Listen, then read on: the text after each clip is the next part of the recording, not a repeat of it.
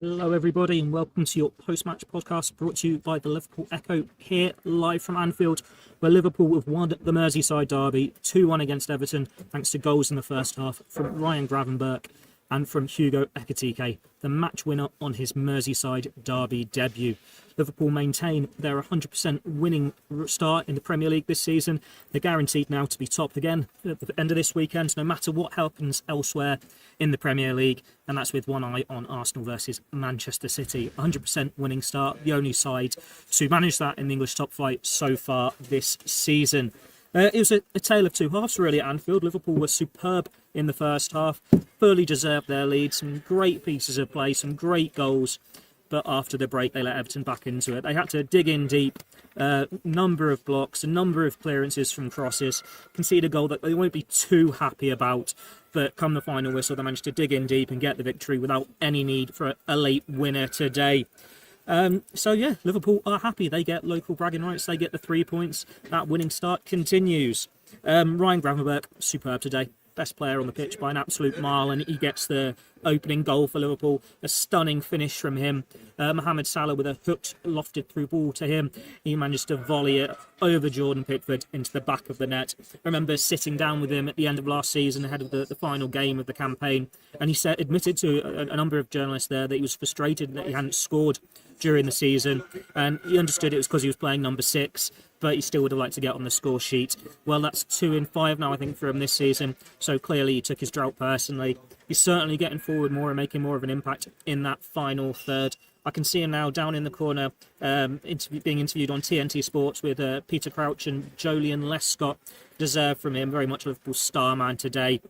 He gets an assist as well for the second goal. Lovely bit of link-up play between McAllister and Szoboszlai in midfield. They give it to Gravenberch, and then he threads it through to Hugo Ekitike to finish one-on-one past Jordan Pickford for the goal that proves to be the winner in today's Merseyside derby.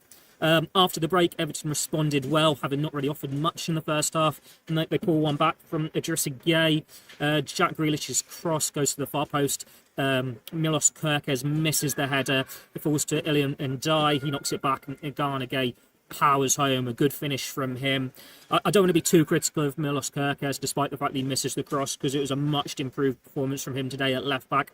He won everything else. No rash challenges from him. A really good response after that difficult showing against Burnley last weekend.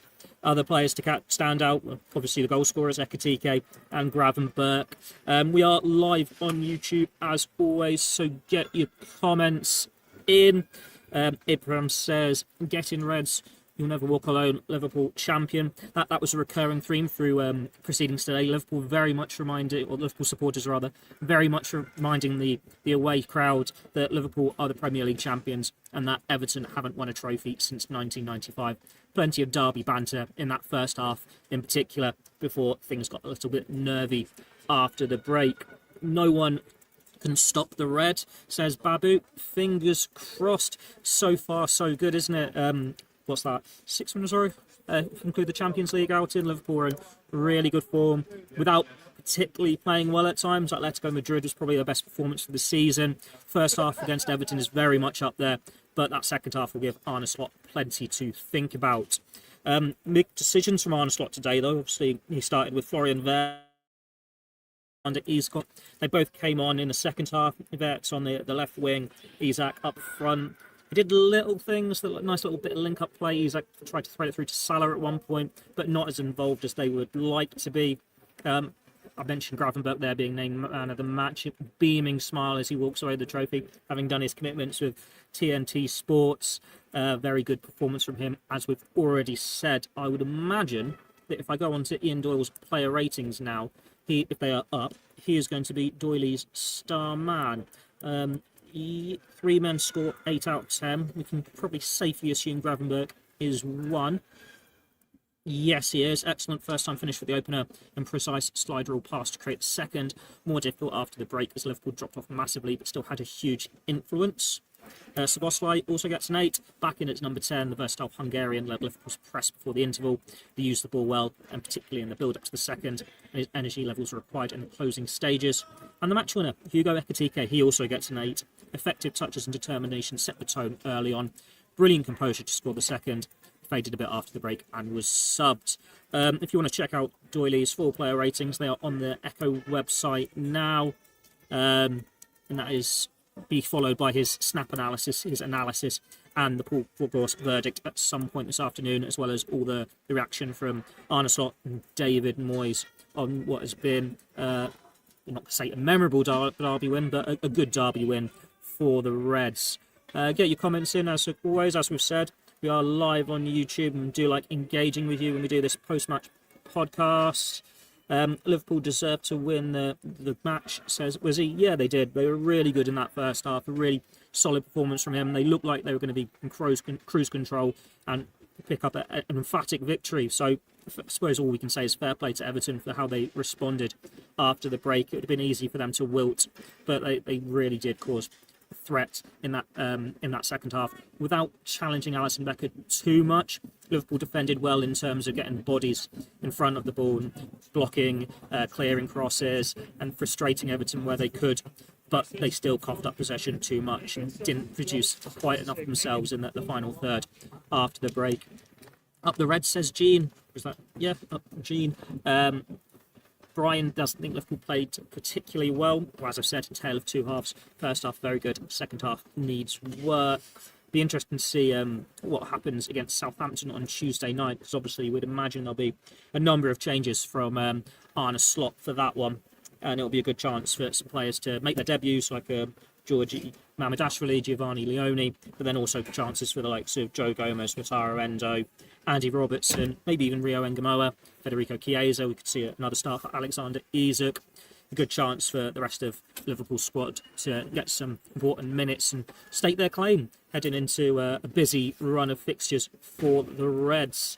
We'll have a look at the Premier League table now, because it's always nice, isn't it, when we see Liverpool top of the table and it's a case of it doesn't matter what anyone else does, that lead is not going to be going away anytime soon. Played 5, won 5, 15 points. Arsenal second with 9. Tottenham Hotspur third with 9. Bournemouth fourth with 9. So obviously all three of them can close the gap this weekend, but Arsenal have got a tough fixture there against Man City tomorrow. Tottenham are away at Brighton, and Bournemouth, I believe, are against Newcastle United. I think that one's tomorrow. Let me just check that. Yeah, Bournemouth at home to Newcastle United tomorrow. So tough games there for some of the teams who are breathing down Liverpool's necks. Let's have a look at the match stats now for this Merseyside derby victory for Liverpool. Let me know who you think was man of the match in the comments, or who caught your eyes, who didn't catch your eye, who you want to talk about, which players you want me to give an opinion on. Not really much to add other than Gravenberch was superb, but Liverpool defended well. He's the one that really stood out today, the Dutchman in midfield. Looking at the stats, it was 57.5% possession for Liverpool, XG of 0.94. They had 11 shots to Everton's 9. Liverpool with 3 on target. Everton only had 2. So a case again of Liverpool maybe not producing quite enough to challenge Jordan Pickford. 26 touches in the opposition box. Everton had 22. We'd like to see a bit more there. It's not as dominant as we've seen in the past from Liverpool, but maybe that's to be expected for a Merseyside derby, especially when Everton responded really well in that second half. There are a number of bookings in this one, and that's shown in the stats, with the sides committing 11 and 10 fouls respectively. I know Florian Wirtz came on and got one for a cheeky pull on Ndiaye. I think he pulled him back. Szoboszlai got one as well. Everton had Grealish, Dewsbury Hall, and Ndiaye booked themselves. Shame we didn't see too much from Isak when he came on in terms of getting involved. No shots on goal for him, but he was always going to take time to get up to speed after joining following a disjointed pre-season where he's effectively been on strike at Newcastle United. Curtis Jones, he made his comeback from injury, came on in midfield on the hour mark, and he did reasonably well. Tried to help Liverpool calm things down and get a bit more possession. Sometimes it worked, sometimes it didn't. He replaced Alexis McAllister, who you can tell has had a lengthy injury layoff still. He's still working his way back up to full fitness. When Florian Wirtz came on, he went on the left wing on the hour mark in place of Cody Gakpo. A little bit disappointing from Cody Gakpo today. He started the season quite well, but he's dropped off in the last couple of matches. So hopefully, maybe just having a rest against Southampton, he can find his form next weekend, which is Crystal Palace, I believe. Crystal Palace away. Let's just check that. Liverpool now not at home, I think, until Manchester United after the international break. I'm going to have to check all this, so bear with me. But I think that's right. So many games on it. So yeah, Liverpool have obviously got Southampton in the League Cup next. Then it's Crystal Palace away. Then it's Galatasaray away. Then it's Chelsea away. And then after the international break, Manchester United at home in a month's time on October the 19th. Without looking at the inner depths of the fixture list, I suppose there could be a League Cup fourth game before then. I'll need to check the dates, but that's something that's quite a bit off in the distance, so we won't worry about that too much now. Ibrahim says his man of the match was Ryan Gravenberch. Agreed, very much so. Floriat says Grealish deserved his card for his ponytail. He was probably Everton's most dangerous player today. But Conor Bradley did a good job on him for the majority. Came in for a start, having seen Jeremy Frimpong start in midweek. The changes probably paid off, if we're being honest, for Arne Slot. Like, there was obviously... it was debatable, wasn't it? You're going to raise an eyebrow when you see Verts on the bench. It was a surprise to see Andy Robertson benched. I thought he'd have kept his place ahead of Milos Kerkez. But as we've already said, Kerkez responded really well at left-back and put in a good performance, apart from missing the cross for the goal conceded. Bradley did well coming in for Frimpong. McAllister's still finding his way back from that injury over the summer. But he does play a part in the winning goal, linking up with Szoboszlai, and Ekitike was quite impressive too up front. Perfect response for him, having been benched in midweek for Alexander Isak to get a start. He gets in his fourth goal in 7 appearances for Liverpool. I think that's right. Yeah, he's enjoying a great start, isn't he? And he was dancing along in front of the cop at the end as they sung his name. Very much enjoying his chant to the tune of "Do Do Do, come in and do the conga." As I look down onto the pitch now, Alexander Isak is walking off, having completed his warm down. He's the only player who's been sent out to do a warm down. So Liverpool's still working on building his fitness up after a disjointed pre-season where he's been on strike at Newcastle. Konate played well. He's someone we haven't mentioned yet. Obviously, he's had a mixed fortune so far this season, but he was winning absolutely everything at centre-back. We know the ongoing drama with his contract, and we don't really know if he's going to sign his interest from Real Madrid. But a really good performance from him today. And Floriat says, give Konate his money. We'll have to see if there is any resolution in those contract talks before, well, I'm just going to say the end of the season, but January the 1st is when he'll be free to sign a pre-contract agreement with overseas clubs. If he keeps performing like this, then Liverpool will be even more determined to keep him. But it depends what Konate wants to do. If he wants to go on a free to a Real Madrid, maybe Liverpool look to sell him in January if he's not going to sign an extension. We'll have to wait and see. Mandy Pandy says Ekitike is too good. Isak is still finding his feet at Liverpool. Yeah, agreed. Ekitike, I think he's surprised a lot of people, hasn't he, since joining Liverpool. Like, we knew he was raw. We knew he had an eye for goal, but we knew he missed a lot as well. And it would take him time to adjust to the Premier League, or so we thought. But he's come in, hit the ground running, plenty of goals. He's linking up well with his teammates. And what I will say is, I did like his link up with Dominic Szoboszlai today. I think Hugo Ekitike is a forward who likes to drop deep, who likes to link up with his teammates and be that false nine. Not in the Roberto Firmino style, but he likes to come a bit deeper to get the ball. And it works well with Szoboszlai because Szoboszlai roams. He goes out wide to the right, he goes to the left. He's all over the pitch. He's got the energy for that. Whereas Florian Wirtz, when he's the number 10, he wants to drop deep himself and pick up the ball and then run it to fences. So they're not properly getting each other's way, but they're occupying the set bases that both of them want. So I think it's no coincidence that Szoboszlai links up well here with Ekitike when he's roaming and he's making the most of the space that Ekitike creates, whereas Wirtz did better with Isak in midweek, where he's a striker who's more hanging off that last line, looking to get in behind the defence, or just causing mischief for the centre-backs without coming too deep, or not as much as Ekitike anyway. So that's certainly something to keep an eye on, because Arne Slot's transfer business, bringing in so many players, it was about strengthening Liverpool's depth and having those options. It's 15, 16 players you can say now competing for starting places, and that's why you can see Frimpong starts one week, Bradley the next, same on Robertson and Kerkez. We will see it at some point in midfield with McAllister and Szoboszlai, even though it was Wirtz that dropped out today. Just waiting for McAllister to build his fitness up. And then you've still got your options with like Gakpo on the left wing, Ekitike and Isak up front. Plenty of strength in depth there for Liverpool. Kevin says it's a good derby win. let's get up on my screen now. But Liverpool not really clicking yet this season. So many new signings is probably the reason. Yeah, that's agreed. I think a number of Liverpool players have addressed that. Mohamed Salah, Virgil van Dijk, and Alisson Becker, from memory, have all said it's going to take time. It was no coincidence, I felt, in the first half that the second Liverpool goal involving the three midfielders that Ekitike scores from is three midfielders that have played together for over 2 years now. Those relationships really do make a big difference on the pitch, and that's part of the reason why Liverpool won the league last year, because it was an untouched squad for the majority. They already built those relationships, they already knew what each other was going to do, so they could just hit the ground running and knew how to win games, how to see it out, because they had that full trust and faith in everyone.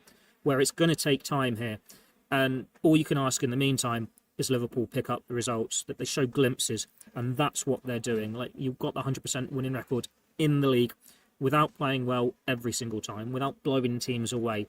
Arne Slot has got things that he wants to improve. He's got things he wants his side to work on, but they're getting the results, they're scoring goals, and they're getting big 3 points. That's why they're top of the table.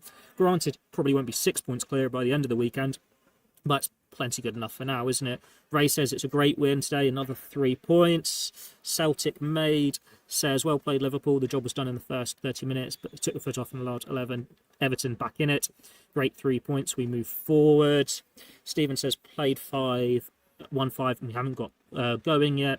Nice little tribute to Diogo Jota there as well, if you're watching along on Facebook or YouTube. If you're not and you're listening to it on audio but you want to see the comments or you just want to see my mush in the press box, then the podcast will be available to watch back on Facebook on the Liverpool Echo LFC page and on YouTube as well. Mandy Pandy asks if there's any updates on Konate's contract. Not as far as I'm aware. I know Liverpool have made offers to him. It's something that Konate was open about back in January last year, at the end of the season. But obviously no resolution yet. We'll just have to wait and see. It's going to be a work in progress, isn't it? Because, Liverpool want him to stay, but it's whether he wants to stay. When there's interest there, he's got a decision to make, and there's plenty of time for him to make that decision. Liverpool aren't strangers to this position. They had it with Van Dijk, Salah and Trent last year. My gut feeling is he'll probably go on a free, but things can change very quickly. Liverpool have a good go in the Premier League and the Champions League again. Maybe that convinces him.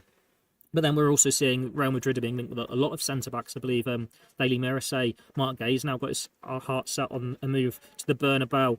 Now, I don't know if that's true or not. Maybe he could still come to Liverpool in January or the summer. But the point is that there are a number of centre-backs out there of good quality who will be available in free transfers or available for a fee that teams will be looking to sign in the summer. And Liverpool are playing a longer game here. Virgil van Dijk has got another year on his contract after this season. He's 34 now. Say he signs an extension, you get another year or two out of him. If he doesn't, maybe you look to bring Jarell Quansah back. You need a new leader at centre-back. You've got the opportunity, if you bring Mark Gay in, to be that. Maybe Konate stays and he can be that. You've also signed Giovanni Leone, who is supposed to be a really, really, really exciting talent. We've not seen him yet, but we'll see him, hopefully, against Southampton in midweek, so we can see what he's all about. So, yeah, it's basically going to be a 2-year thing, isn't it? Watching which centre-back's available, see Liverpool make their move. If Leone comes in and he's absolutely incredible, then maybe you're not so worried about Konate. You're not so concerned about where Gay goes or looking to see what happens with, say, Quansah. There is a buyback on Quansah, so it'll be interesting to see how well he does in Germany and Liverpool ever activate that.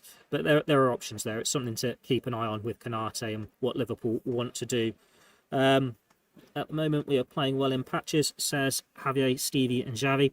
Best midfield in the world, that one, mate. But that's enough. I was nervous in the second half, but this isn't a lot different to last season so far, and we are 3 points ahead of that. Good point. Very good point. Liverpool know how to get victories, and that's what they're doing. Celtic Made gives Conor Bradley a shout-out. Thought he was immense today. Solid performance. Yeah, he played well. He did really well up against Jack Grealish, who is Everton's danger man.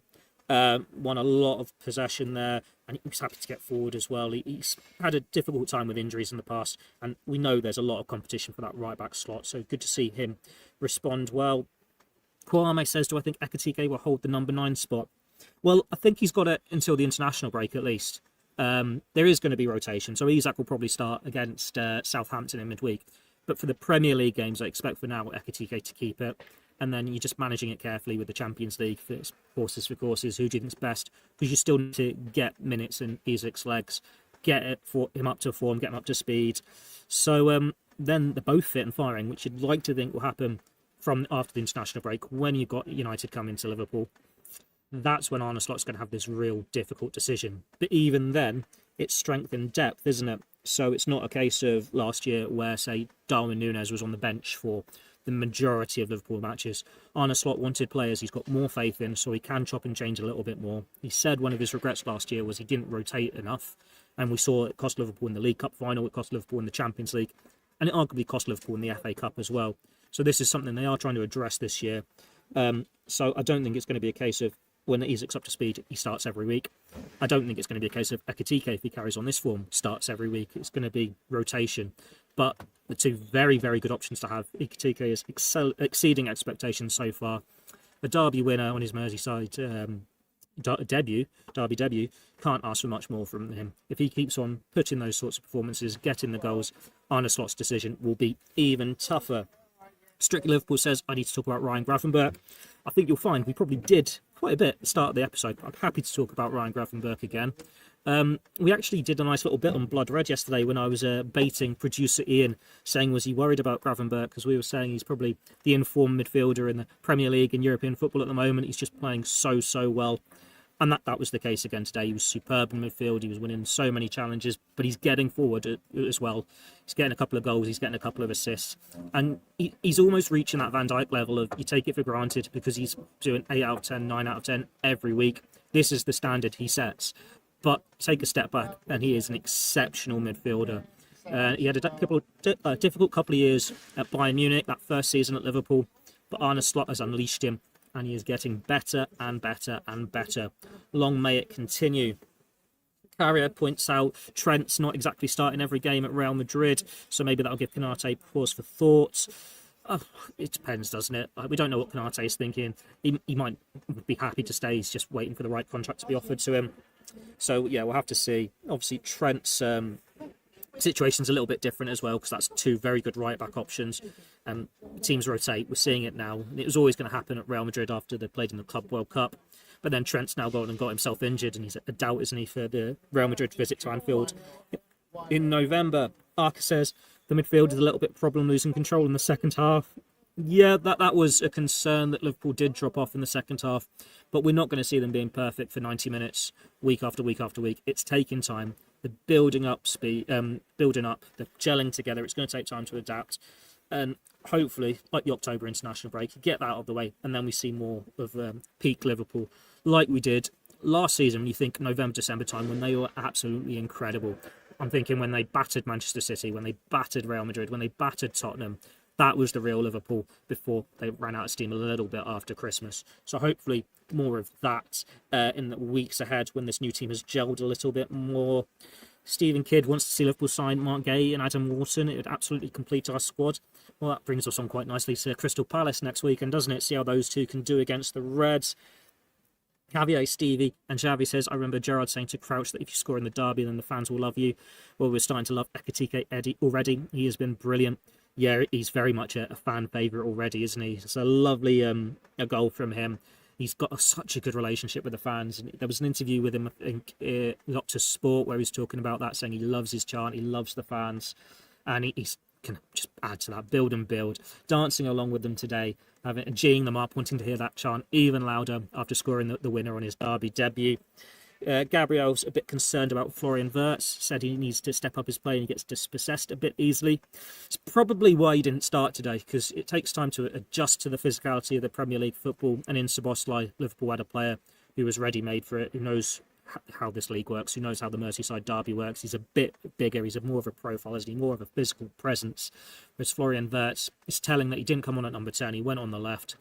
And he is just adapting. I wasn't surprised to see him play really well in the Champions League in midweek, where you get a bit more protection from referees, where the pace is a little bit slower. Derby's obviously a very different affair, but it takes time, so just be patient. It'd be interesting to see if he's given a start against Southampton, or if he's given the week off and we instead see him against Crystal Palace. Ayanda wants to see a front three of Hugo, Isak and Salah. Now, that would be interesting because I can understand a little bit of concern about Cody Gakpo's form at the moment. But Arne Slot has said he's both Ekitike and Isak more as strikers than left wingers. So we'll have to wait and see. And David says, what matters most is the winning, but we need to improve our defence.